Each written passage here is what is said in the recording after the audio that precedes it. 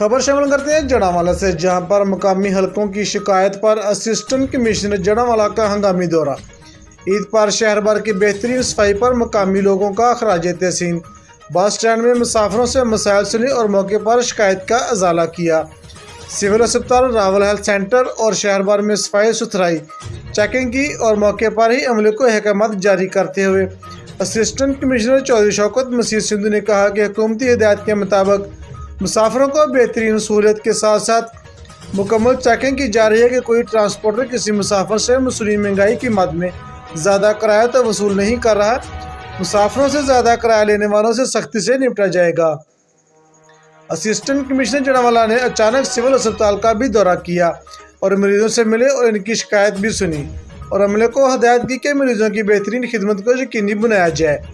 Assistant commissioner Shaukat मसीह सिंधु ने municipal committee Jaranwala के अमले के हमरा शहर भर का भी दौरा किया, सफाई और सीवरेज की कारकर्दगी मज़ीद बेहतर बनाने पर जोर दिया और अवामी गुजरगाहों के रास्तों को मुकम्मल साफ़ सुथरा रखने की अहकामात भी जारी किए।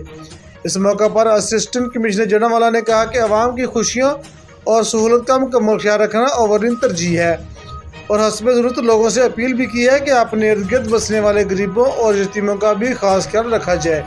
उन्होंने कहा कि कोताही बर्दाश्त नहीं की जाएगी। अवाम की शिकायत की फौरी इजाले के लिए म्यूनसिपल कमेटी का अमला 24 घंटे मौजूद है।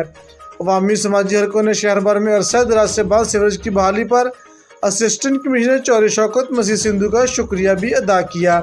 कैमरामैन टीम के साथ मियां आबिद हुसैन, फास्ट 92 न्यूज़, जड़ावाला।